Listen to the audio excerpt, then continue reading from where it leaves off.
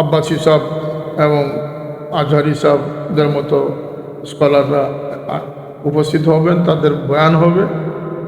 আজকে আমাদের এইভাবে জাগ্রত হতে হবে, ঐক্যবদ্ধ হতে হবে। আমাদের সামনে ইসলামের উপরে যে বিপদ সময় এসেছে, সেই বিপদ সময় থেকে ইসলামকে উদ্ধার করা কি আমাদের জন্য ফরজ, আমাদের জন্য দায়িত্ব আছে না নাই? আমি বললে তো যাই কি কেউ বলবে যে তা কোনো দলের বিরুদ্ধে বলতেছি। আমি দল টল কিচ্ছু বুঝতেছি না, ব্যক্তিও বুঝতেছি না। আমি দূরবীন দিয়ে দূরবর্তী ভবিষ্যৎ, নিকটবর্তী ভবিষ্যৎ, দূরবর্তী ভবিষ্যৎ দেখতেছি। যে দেশের পার্লামেন্টে বসে একজন আলিম নামদারি মিথ্যা নয় ডাহা মিথ্যা বলতে পারে, আগামী প্রজন্মের কাছে কি মেসেজ যাচ্ছে? যে যদি ওইখানে বসে একজন হুজুর মিথ্যা বলতে পারেন তাহলে মিথ্যা বলা যায়। নাউজুবিল্লাহ বলবেন না? একটা আরেকটাকে সংযুক্ত করে, কথা ঠিক না? ঠিক না? এই রাস্তাঘাটে দেখা যায় বিদেশের পতাকা দিয়ে পোশাক বা জার্সি পরে। তাদেরকে আপনি যদি বলেন যে মদিনায় তৈবার এই সিম্বলটি তুমি ব্যবহার করো, সে কিন্তু সেটা করবে। এই যে অবস্থা আমাদের সমাজের, যদি এইভাবেই রসাতলে যেতে থাকে তাহলে কিন্তু আমাদের বড়া ডুবিয়ার সময় লাগবে না। আর যদি আমরা সুচ্চার হই, আমাদেরকে নতুন পথে চললে হবে না। নতুন ইসলাম আছে না নাই? আমাদেরকে পুরাতন ইসলামের স্লোগান দিতে হবে, নারায়ে তাকবীর, নারায়ে রিসালাতের স্লোগান দিতে হবে। এর জন্য আমাদের সংগঠনগুলো আমরা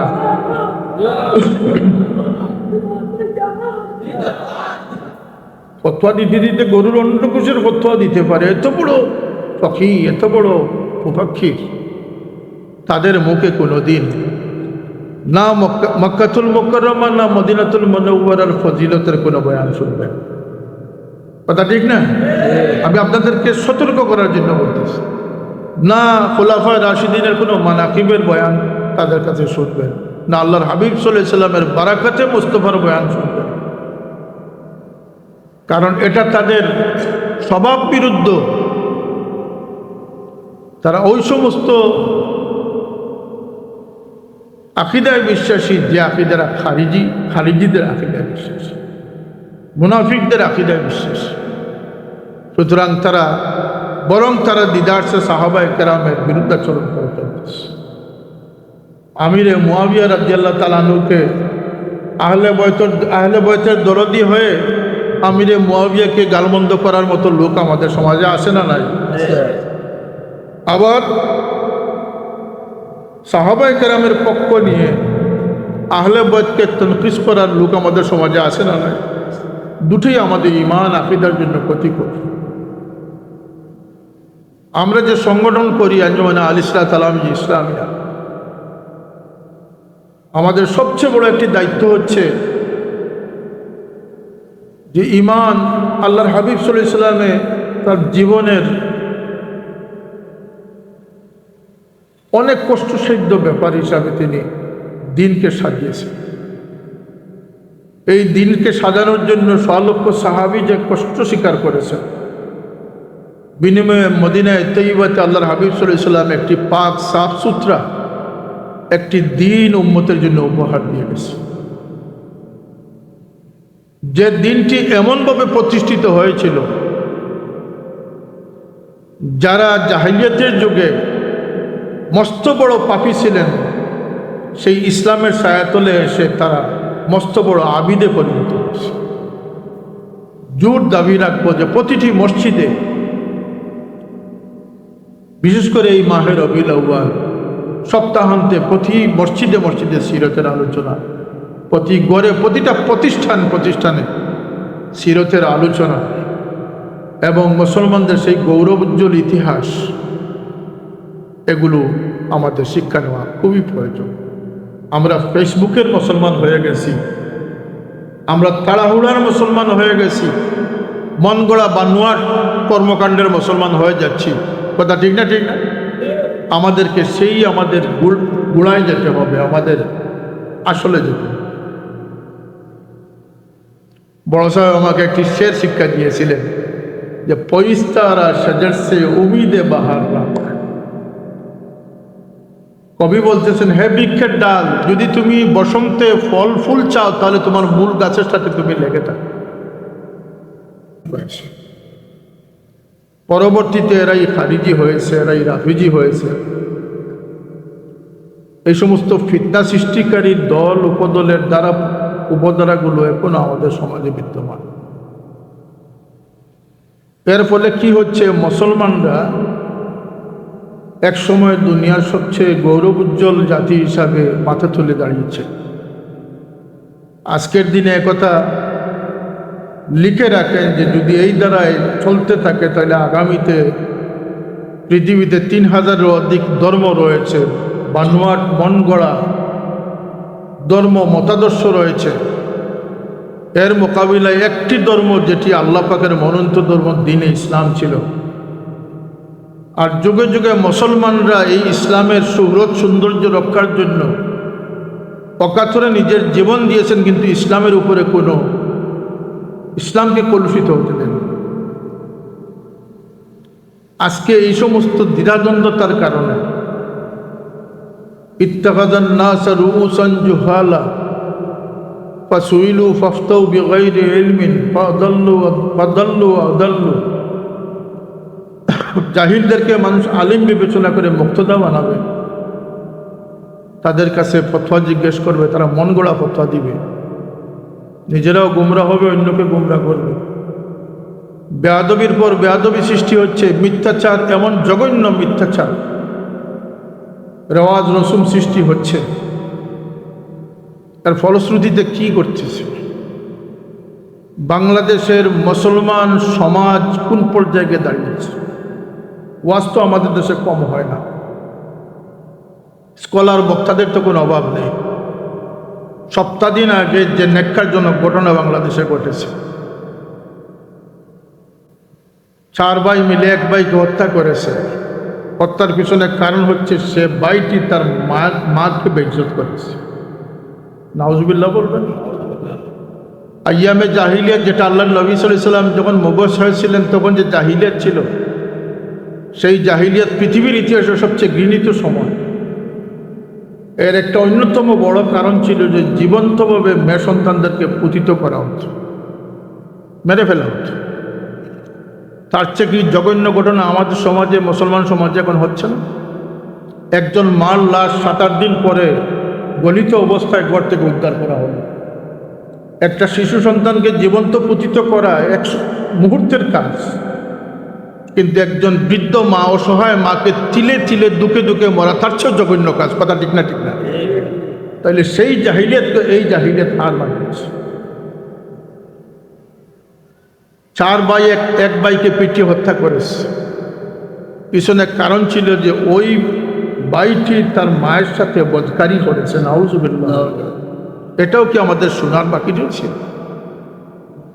পৃথিবীর সবচেয়ে আফ্রিকার জঙ্গলে যারা বসবাস করে, ভারতের নাগাল্যান্ডে যারা বসবাস করে, যারা ধর্ম বলতে কোনো অস্তিত্বই মানে না, যারা জীবনে কোনো পবিত্রতার দ্বার ধারে না, না খাদ্যের ক্ষেত্রে কোনো ভালো মন্দর বাস বিচার করে, যা পায় তা খায়, পাহাড়ি নাগা যারা, তাদের সমাজেও মায়ের কদর রয়েছে। কিন্তু আজকে আমাদের দেশের তরবিয়ত গেল কোথায়? আমাদের দেশের শিক্ষা গেল কোথায়? আমাদের দেশের সংস্কৃতি গেল কোথায় যে আজকে এই সমস্ত কথা শুনতে হচ্ছে? বাবার বিরুদ্ধে মেয়ের অভিযোগ, নাউজুবিল্লাহ মিন যালিক। বাবার বিরুদ্ধে মেয়ের অভিযোগ, বৃদ্ধ উস্তাদের বিরুদ্ধে শিশু বাচ্চার অভিযোগ। হচ্ছে না? হচ্ছে না? বৃদ্ধ উস্তাদের বিরুদ্ধে শিশু বাচ্চাদের অভিযোগ। এ দেশে যখন সামরিক শাসন কোনো দেশে হয়, ইমার্জেন্সি সিচুয়েশন, পলিটিক্যাল ক্রাইসিস যখন সর্বনিম্ন পর্যায়ে যায়, তখন সামরিক শাসন আসে। আমি বলতে চাচ্ছি যে এদেশে বর্তমানে ইসলামের সবচেয়ে বড় ক্রাইসিস পিরিয়ড। এই পিরিয়ড থেকে উত্তরণ করতে হলে মিথ্যাচারের পর মিথ্যাচারকে রুখতে হবে, বন্ডামিকে রুখতে হবে, ছলচাতুরিকে রুখতে হবে, বানুয়াট ফেককে রুখতে হবে, ইসলামকে কারো মন গড়া ব্যক্তির সাথে ব্যবহার করতে দিতে রুখতে হবে। কথা ঠিক না? ঠিক না?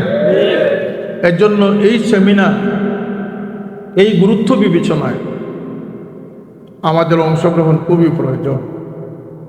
আমার দুর্ভাগ্য যে আমি আমার বিশেষ একটা প্রয়োজনে আমাকে চলে যেতে হচ্ছে।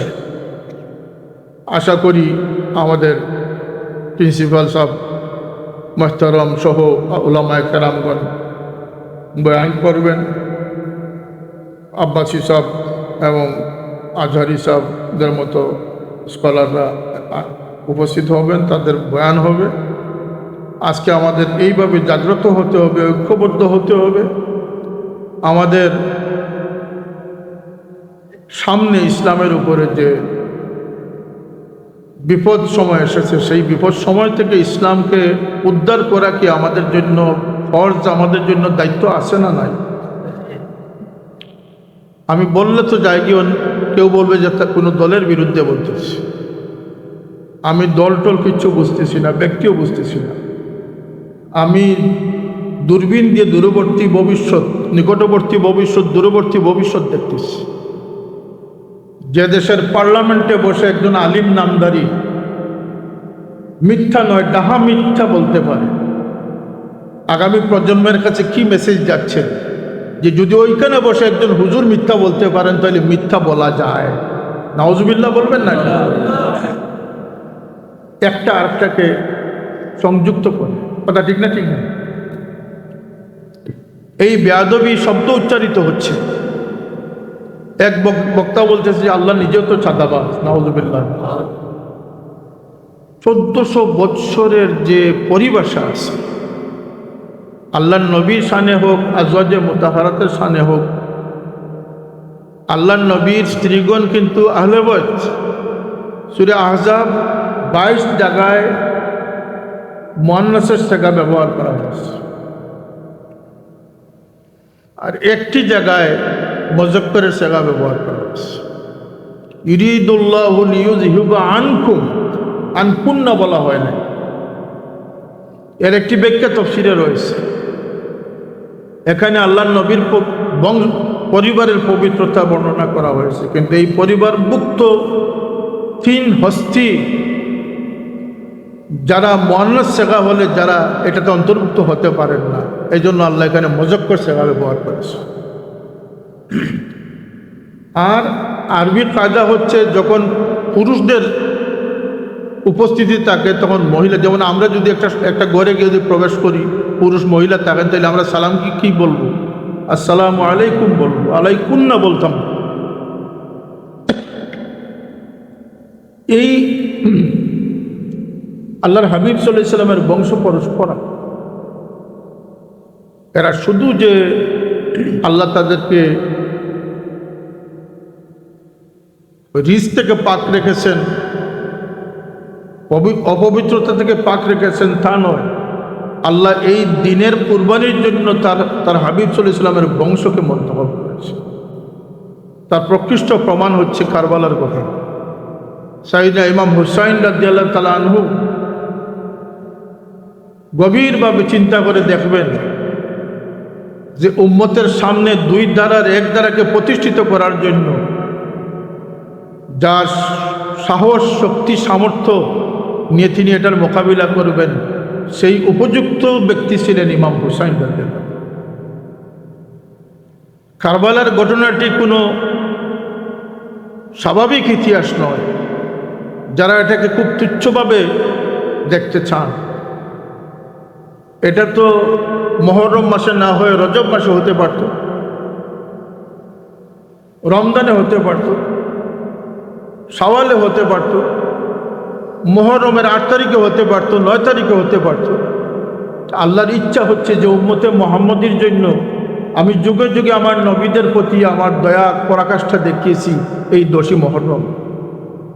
আমার হাবিবের উম্মতের সবচেয়ে দুর্যোগপূর্ণ মুহূর্তে আজকের এই কুরবানিকে আমি 10ই মুহররমে অনুষ্ঠিত করে এটাকেও আমি আমার দয়ার একটা ইতিহাস হিসাবে আমি সারা কিয়ামত পর্যন্ত এটা মানুষের সামনে রাখতে চাই। সুবহানাল্লাহ বলবেন। ইমাম হুসাইনের শাহাদত কত তারিখে ছিল? 10 মুহররম ছিল। এটা তো 9 মুহররম হতে পারত, 11 মুহররম হতে পারত। সুতরাং এই খানদান, এই পরিবার, যাদের প্রতি আমাদের মহব্বত ইমানের অংশ, কথা বলেন, যাদের প্রতি আমাদের মহব্বত ইমানের অংশ, শুধু আকীদা নয়, এটা ইমানের অংশ। এখানে মুমিন আর মুনাফিকের পার্থক্য। আল্লাহর হাবিব সাল্লাল্লাহু আলাইহি সাল্লাম আল্লাহর দোহাই দিয়ে আল্লাহর ওয়াসিতা পেশ করে যাদের প্রতি সদয় থাকার জন্য বলেছেন, সেটা হচ্ছে তার পরিবার। তারাকতু ফীকুম আমরাইন কিতাবুল্লাহ ও সুন্নতে রাসূলি, কিতাবুল্লাহ ও ইত্রাতি, দুইটাই রয়েছে হাদিসে। এই জন্য আমাদের উচিত আল্লাহর হাবিব সাল্লাল্লাহু আলাইহি সাল্লামের এবং তার পরিবার পরিজনকে যথাযথ সম্মান, ইজ্জত, আর এটা একটার সাথে আর একটা সম্পর্কিত। আজকে যদি যারা হুসাইন রাদিয়াল্লাহু আনহুকে ইজ্জত ঘটাবার প্রচেষ্টা যদি সফল হয়ে যায়, তাদের চিনতে ভুল করবেন না, তারা ওই সমস্ত মানুষ যারা শাহজালালের মাজারকে গুড়িয়ে দিতে চায়। এটা একই সূত্রে কথা। এদের নাম হচ্ছে খারিজি, ওয়াহাবি, লামজহবি, সালাফি। এদের এজেন্ডা হচ্ছে ইসলাম আমল, ইয়াকিনকে বৃদ্ধি করা নয়। এদের এজেন্ডা হচ্ছে আল্লাহর নবী থেকে মানুষের মনোভাবকে সরানো। আমার বাবা বলতেন যে বিদেশি রাষ্ট্ররা জামাত জামাত ছেড়ে দিয়েছে, যে নবী থেকে সরাও, আল্লাহকে পাওয়াই দাও, আল্লাহকে ধরাই দাও। কসমিন কালে কিয়ামত পর্যন্ত যদি কোনো মানুষ চেষ্টা করে আল্লাহর হাবিবকে বাইপাস করে আল্লাহর সাথে সম্পর্ক করতে, তার পক্ষে কি সম্ভব হবে? না কোনো নবী রাসূলদের পক্ষে সম্ভব হয়েছে। আর এটাও আমরা বলতেছি যে আল্লাহর নবীর খানদানকে অবজ্ঞা করে কোনো মানুষ আল্লাহর হাবিবের দামন ধরে টিকে থাকতে পারবে না। হুজুরে পাক সাল্লাল্লাহু আলাইহি ওয়াসাল্লাম এতটুকু বলে গেছেন যে যদি কোনো মানুষ আমার বংশের কারো কোনো উপকার করে, ইহসান করে, আর যদি কোনো অসুবিধার কারণে সে তার প্রতিদান দিতে নাও পারে, আমার সেই উম্মতের প্রতিদান আখিরাতে আমি আদায় করব।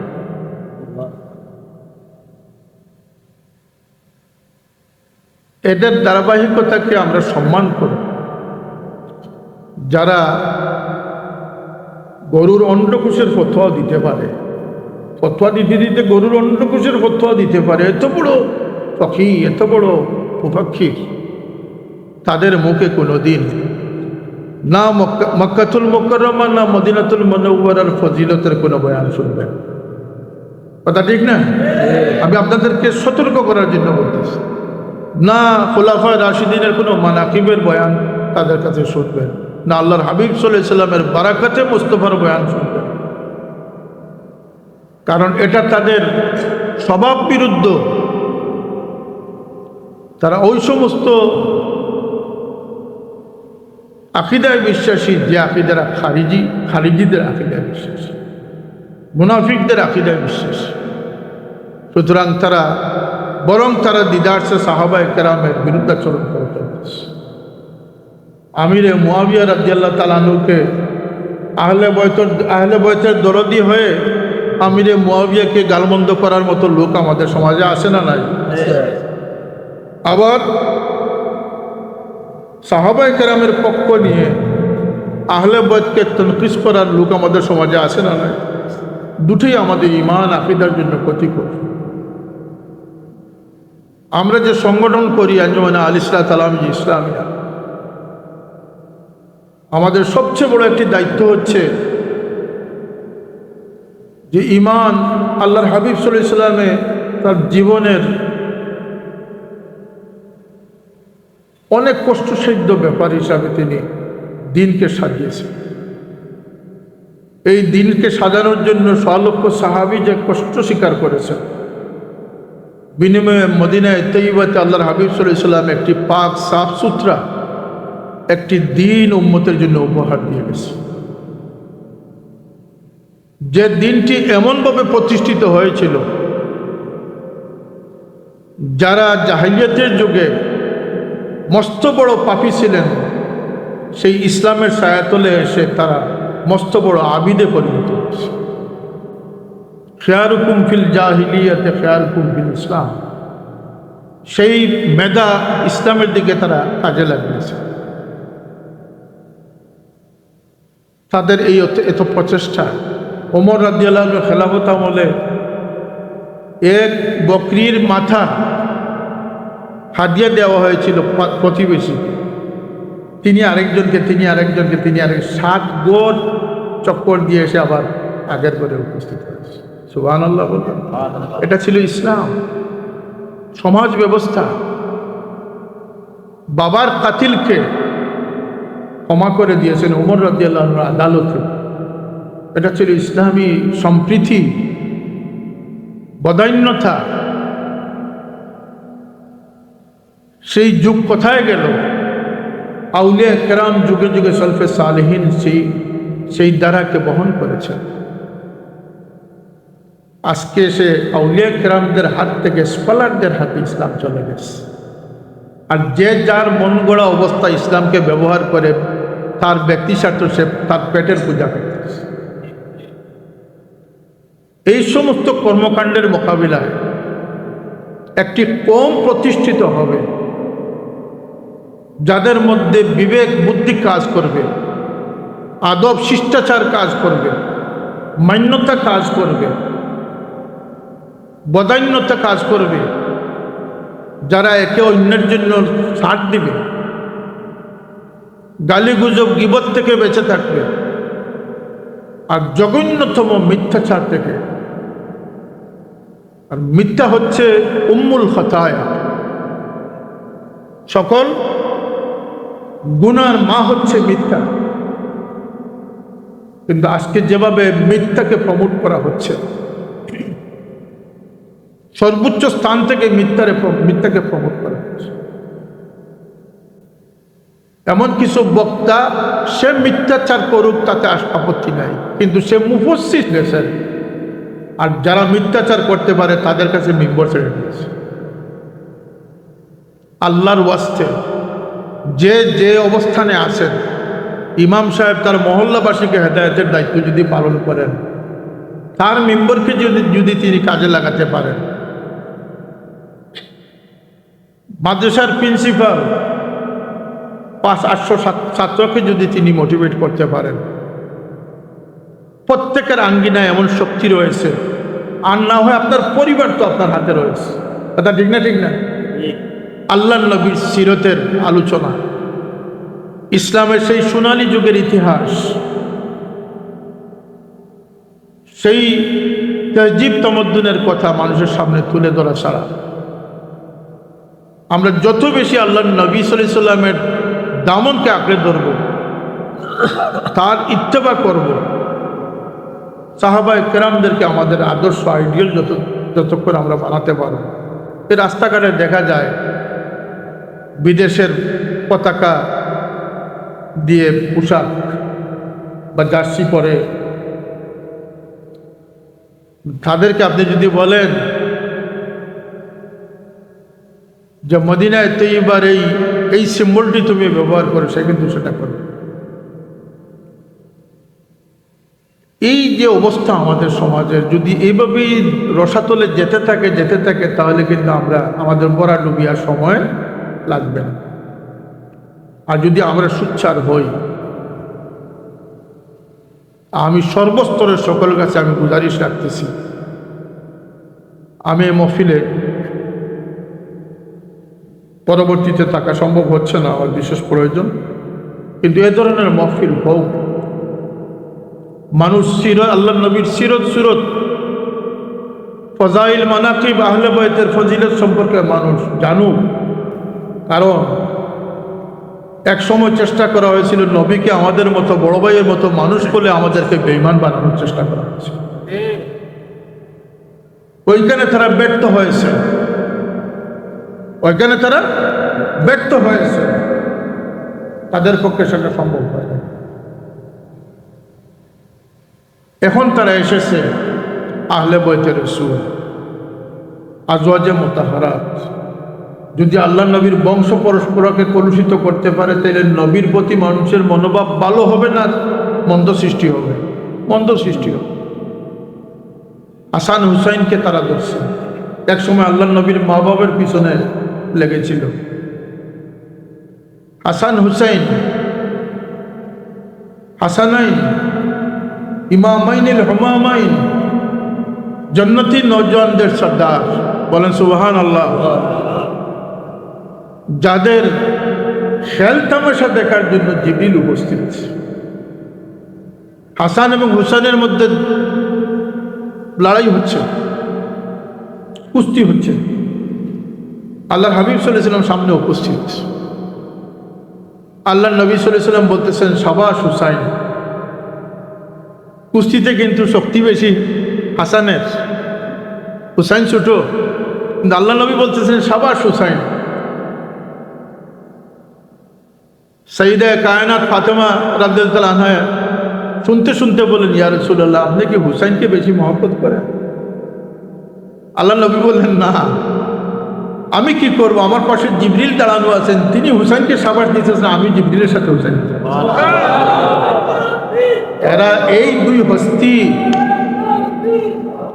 যাদের সম্পর্কে আল্লাহ নবী বলেছেন যে এরা আমার চোখ ঠান্ডা করে, যাদের জন্য আল্লাহ নবী সাল্লাল্লাহু আলাইহি ওয়াসাল্লাম মিম্বর ছেড়ে চলে এসেছেন,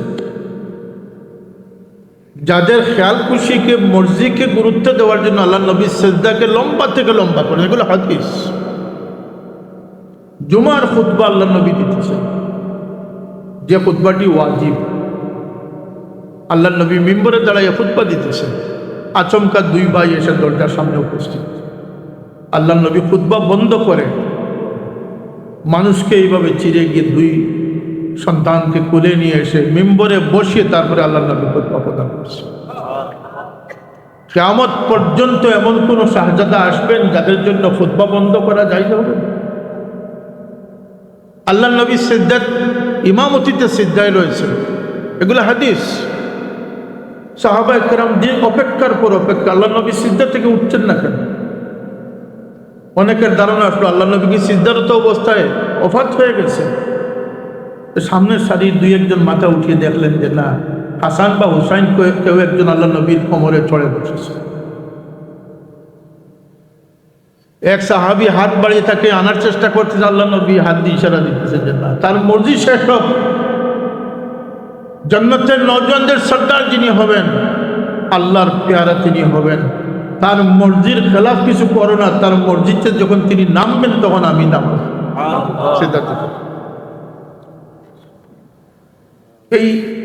এই হস্তিদেরকে আজকে সমালোচনার পাত্রে এনে আজকে তাদেরকে বোঝানোর জন্য এই শিরোনামে মহফিল করার প্রয়োজন। আমরা আকীদাগতভাবে, দিনদারিগতভাবে আমরা কতটুকু নিষ্মনা হয়েছি, আমাদের ঈমান কতটুকু বিপদসংকুল পথ অতিক্রম করতেছে, এটা বোঝাবার আর কোনো প্রয়োজন। কথা বুঝে এসেছে আপনাদের? আল্লাহ নবী পেয়ারা নবী সাল্লাল্লাহু আলাইহি ওয়াসাল্লাম মোনাজাত করতেছেন, দোয়া করতেছেন, আল্লাহ হাসান হুসাইনকে আমি ভালোবাসি, তুমি তাদেরকে ভালোবাসো। আল্লাহ যে তাদেরকে ভালোবাসবে তুমি তাদেরকে ভালোবাসো, যে তাদের সাথে দুশ্মনী রাখবে তুমি তাদের সাথে। এর এই পর্যায়ে হাজারো কারণ তাদের এর পিছনে রয়েছে।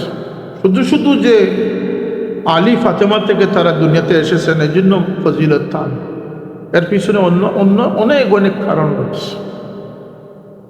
এদের কুরবানি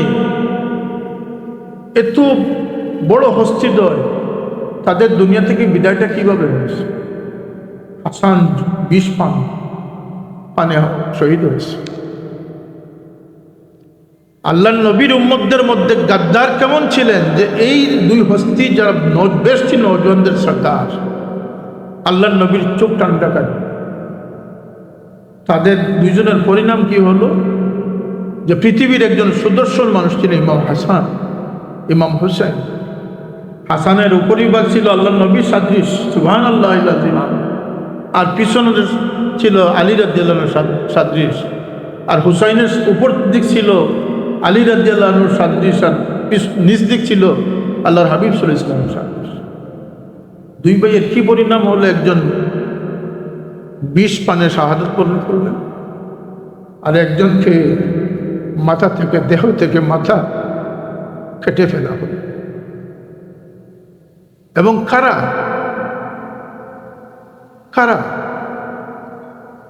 হুসাইন রাদিয়াল্লাহু আনহু জোহরের ওয়াক্ত শুরু হতে খবর দিলেন সীমারকে, বলল নামাজের বিরতি দিতে। সীমার বলল যে কোনো বিরতি নাই।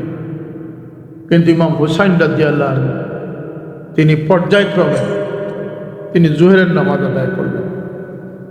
আল্লাহ নবী দুনিয়া থেকে যাওয়ার সময় বলেছিলেন যে সালাত, নামাজ যেন না ছাড়ো, ওমা মালাকাত ঈমানুকুম, তোমাদের দাসদাসী অধীনস্থদের সাথে যেন দুর্ব্যবহার না করো।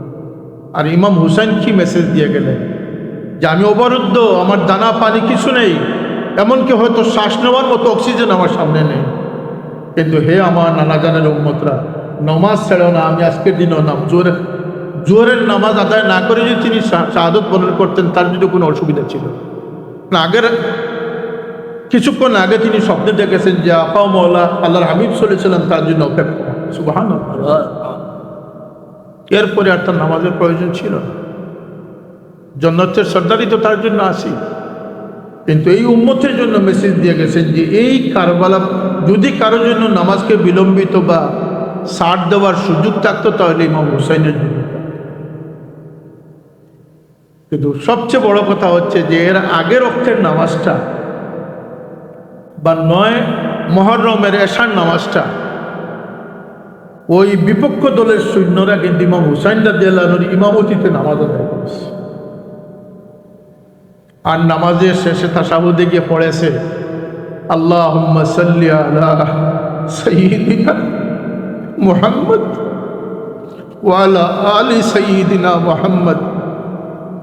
পড়েন না আপনার, আল্লাহুম্মা সাল্লি আলা সাইয়্যিদিনা মুহাম্মদ ওয়া আলা আলি মুহাম্মদ।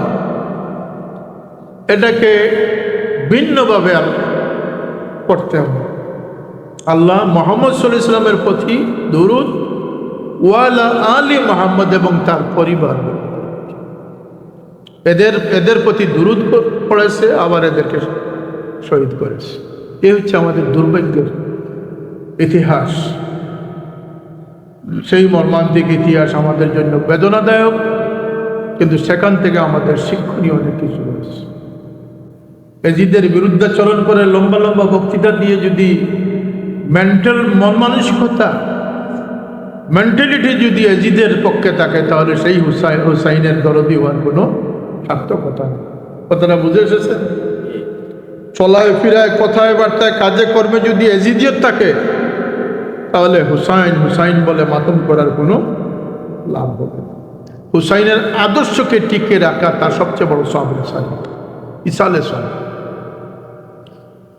যা হোক, আল্লাহ পাকে আমাদেরকে এই ধরনের চিন্তা ফিকির জাগ্রত রাখার তৌফিক আল্লাহ পাক আমাদেরকে দান করুন। আমি জোর দাবি রাখবো যে প্রতিটি মসজিদে, বিশেষ করে এই মাহে রবিউল আউয়াল সপ্তাহান্তে প্রতি মসজিদে মসজিদে সিরতের আলোচনা, প্রতি গড়ে প্রতিটা প্রতিষ্ঠানে সিরতের আলোচনা এবং মুসলমানদের সেই গৌরবোজ্জ্বল ইতিহাস, এগুলো আমাদের শিক্ষা নেওয়া খুবই প্রয়োজন। আমরা ফেসবুকের মুসলমান হয়ে গেছি, আমরা তাড়াহুড়ার মুসলমান হয়ে গেছি, মন গড়া বানোয়াট কর্মকাণ্ডের মুসলমান হয়ে যাচ্ছি। কথা ঠিক না? ঠিক না? আমাদেরকে সেই আমাদের গোড়ায় যেতে হবে, আমাদের আসলে যেতে হবে। বড় সাহেব আমাকে একটি শের শিক্ষা দিয়েছিলেন যে পয়স্তারা সাজার সে উমিদে বাহার রাখ। কবি বলতেছেন, হে বৃক্ষের ডাল, যদি তুমি বসন্তে ফল ফুল চাও তাহলে তোমার মূল গাছের সাথে তুমি লেগে থাকো। তা আমাদেরকে নতুন পথে চললে হবে না। নতুন ইসলাম আছে না নাই? আমাদেরকে পুরাতন ইসলামের স্লোগান দিতে হবে। নারায়ে তাকবীর, নারায়ে রিসালাতের স্লোগান দিতে হবে। এর জন্য আমাদের সংগঠনগুলো আমরা